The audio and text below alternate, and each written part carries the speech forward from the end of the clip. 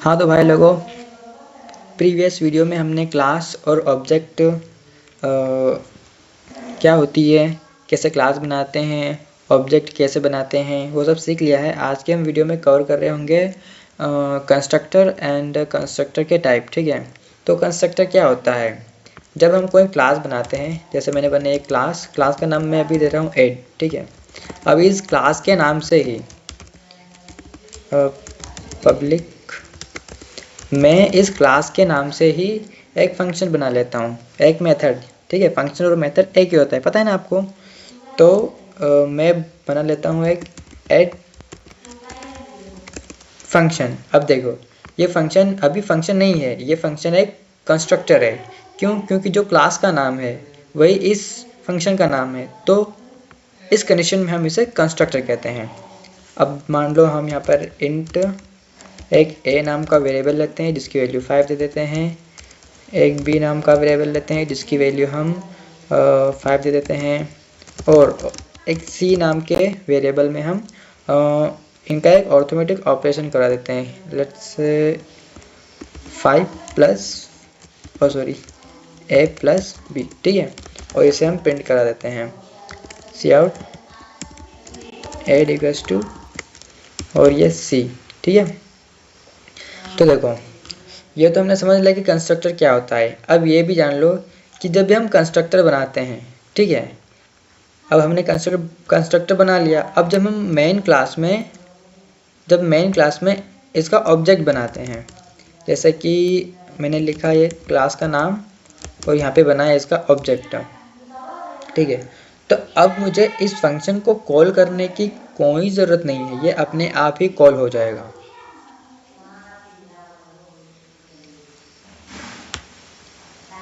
एक minute, class में यहाँ पर सेमीकोलन लगता है। ठीक है, ये मैंने क्लास जो एड नाम की क्लास थी मेरी, यहाँ पर ये जो क्लास थी एड नाम की, यहाँ पर मैंने उसका एक ऑब्जेक्ट बना दिया। अब देखो, मैं यहाँ से इसे फाइल को सेव करते हैं और यहाँ से रन करते हैं।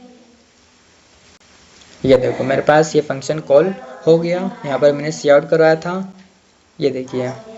अब क्या करते हैं, हम एक नॉर्मल सा फंक्शन बनाते हैं। मान लो मैंने बनाया वॉइड एक मान लो सब्ट्रैक्ट का एक बना लेता हूँ, जिस पे मैं इंट x इक्वल्स टू 6 रखता हूँ और y की वैल्यू y इक्वल्स टू 4 कर देता हूँ। ठीक है, और यहाँ पर int z equals to x minus y, और इसे प्रिंट करा देता हूँ z को सब इक्वल्स टू, और यहाँ पर सब z की वैल्यू प्रिंट करा देता हूँ। अब देखो, अब मैं इसे सेव करता हूँ और फिर से रन करता हूँ। देखिए तो क्या हुआ, ये कॉल नहीं हुआ, ये वाला फंक्शन कॉल नहीं हुआ। क्यों? क्योंकि यहाँ पर इस कंडीशन में सिर्फ कंस्ट्रक्टर ही कॉल होता है। जब हम किसी क्लास का ऑब्जेक्ट बना देते हैं, अगर उसका कोई कंस्ट्रक्टर बना है तो सिर्फ कंस्ट्रक्टर ही कॉल होगा। किसी फंक्शन को कॉल करने के लिए हमें यहाँ पर फंक्शन को कॉल करना पड़ता है। जैसे कि मेरे पास ओबीजे डॉट और ये फंक्शन का नाम। अब इसको सेव करते हैं। एक मिनट पहले यहाँ पर एक नई लाइन दे देते हैं, नहीं तो ये इकट्ठा प्रिंट हो जाएगा। NL नाउ सेव किया और रन करते हैं कोड को। देखो ऐड की वैल्यू 10 आ गई और सब की वैल्यू 2 आ गई। तो क्या समझे हम कि कंस्ट्रक्टर को हमें कॉल करने की ज़रूरत नहीं पड़ती। नॉर्मल फंक्शन जो है उसे हमें कॉल करना पड़ता है with the help of object. So that is a constructor. ये हमारा डिफ़ॉल्ट कंस्ट्रक्टर होता है। ठीक है, कंस्ट्रक्टर के 3 टाइप होते हैं। एक होता है डिफ़ॉल्ट कंस्ट्रक्टर, एक होता है पैरामीटराइज कंस्ट्रक्टर, और एक होता है कॉपी कंस्ट्रक्टर। तो ये हमने जो पढ़ा, इसे बोलते हैं हम डिफ़ॉल्ट कंस्ट्रक्टर। ठीक है, अब हम पढ़ते हैं पैरामीटराइज कंस्ट्रक्टर। ठीक है, तो कंस्ट्रक्टर 3 टाइप के हैं। फर्स्ट डिफ़ॉल्ट कंस्ट्रक्टर जो कि हमने पढ़ लिया है। अब हम देख रहे हैं पैरामीटराइज कंस्ट्रक्टर। इसमें क्या होता है, ये सेम डिफ़ॉल्ट कंस्ट्रक्टर के जैसे ही होता है, बस यहाँ पर इतना डिफरेंस है कि मान लो मैंने बनाया एक कंस्ट्रक्टर ऐड। ठीक है, अब मैं इस कंस्ट्रक्टर के अंदर पैरामीटर पास कर दूंगा। मान लो इंट ए दे दिया और एक इंट बी दे दिया। तो अगर किसी कंस्ट्रक्टर के अंदर कोई पैरामीटर है ना, तो इस कंडीशन में हम इसे पैरामीटराइज कंस्ट्रक्टर कहते हैं। लेट्स हम इसके अंदर कोई ऑपरेशन परफॉर्म करवा लेते हैं। Int C equals to A plus B, ठीक है, सी आउट करा देते हैं, ए इक्वल्स टू और ये वैल्यू, ठीक है। अब देखो मेन क्लास में गए, अब इसका ऑब्जेक्ट बनाया हेड ओबीजे। अब मैं ऐसे छोड़ नहीं सकता, क्यों? क्योंकि मैंने यहाँ पर पैरामीटर दिए हुए हैं। अब पैरामीटर को मैं या तो वैल्यू यहाँ पर दे दूँ a इक्वल्स टू 6 ऐसा करके, पर नहीं, मैं चाहता हूँ कि मैं वैल्यू मेन बॉडी में पास करूँ। तो उसके लिए मुझे ऑब्जेक्ट बनाते टाइम इस तरीके से लिखना पड़ेगा, एड इक्वल्स टू और यहाँ पर कंस्ट्रक्टर लिखना पड़ेगा और उसकी वैल्यू मान लो मैं दे रहा हूँ 5,5, ठीक है। Now save the file and run the code. ये लो 8 प्रिंट हो गया, ठीक है। तो ये हमारा पैरामीटराइज कंस्ट्रक्टर, ठीक है।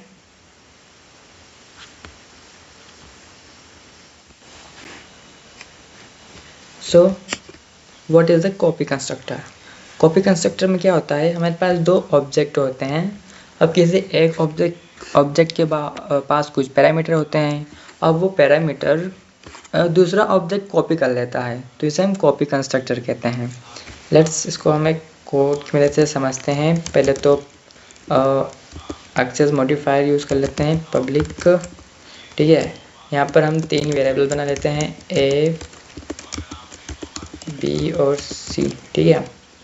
अब बनाते हैं एक कंस्ट्रक्टर, ये बना है कंस्ट्रक्टर पैरामीटर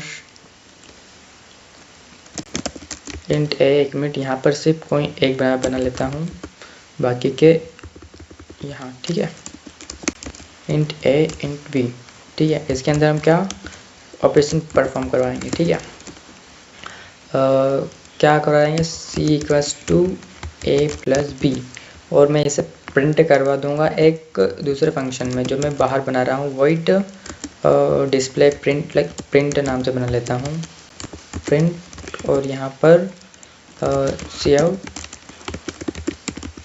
एड और क्या सी, ठीक है। तो देखो कॉपी कंस्ट्रक्टर क्या होता है, मैंने यहाँ पर पहले एक ऑब्जेक्ट बनाया, मैंने क्लास का नाम लिखा ऐड और ये ऑब्जेक्ट 1, ठीक है। और यहाँ पर मैं पैरामीटर पास कर देता हूँ इनके 5,5, ठीक है। अब देखो अब क्या होता है, हम एक ये हमने यहाँ पर पैरामीटर पास कर दिए। अब इस फंक्शन को कॉल कर देते हैं। तो ऑब्जेक्ट 1 की हेल्प से हम कॉल कर देते हैं प्रिंट नाम के फंक्शन को, ठीक है। ये प्रिंट कर देगा। अब देखो हम क्या करते हैं कि एक नया ऑब्जेक्ट बना लेते हैं, क्लास का नाम लिखा और एक ऑब्जेक्ट 2 बनाया जिसके अंदर ऑब्जेक्ट 1 की वैल्यू जो भी पैरामीटर है वो हमने दे दी है। और अब क्या करेंगे, ऑब्जेक्ट 2 की हेल्प से हम प्रिंट नाम के फंक्शन को कॉल कर देंगे। अब देखो क्या होता है, फाइल सेव करते हैं, रन किया, एक मिनट, ये एक ही लाइन में प्रिंट हो गया है। मैं इसे सही कर देता हूँ पहले, यहाँ पर NL, ठीक है। और ये क्या हो गया, यहाँ से फाइल को सेव करते हैं, फिर से रन किया, ये देखो एक ही फंक्शन मेरा 2 बार कॉल हो गया। कैसा, ये जो ऑब्जेक्ट 1 के पास जो पैरामीटर थे वो पैरामीटर हमने ऑब्जेक्ट 2 को पास कर दिए और फिर ऑब्जेक्ट 2 से हमने प्रिंट नाम के फंक्शन को कॉल कर दिया। अकॉर्डिंग टू आवर डेफिनेशन क्या कहा था हमने कि हमारे पास 2 ऑब्जेक्ट रहेंगे, ठीक है, ऑब्जेक्ट 1 ऑब्जेक्ट 2। तो ऑब्जेक्ट 1 के जो पैरामीटर है वो हम ऑब्जेक्ट 2 को दे देंगे, मतलब ऑब्जेक्ट 2 से कॉपी कर लेगा, उसे हम कहते हैं कॉपी कंस्ट्रक्टर, ठीक है। So this is all about of constructor. मिलते हैं अब नेक्स्ट वीडियो में। नेक्स्ट वीडियो हमारा रहेगा डिस्ट्रक्टर के ऊपर, ठीक है।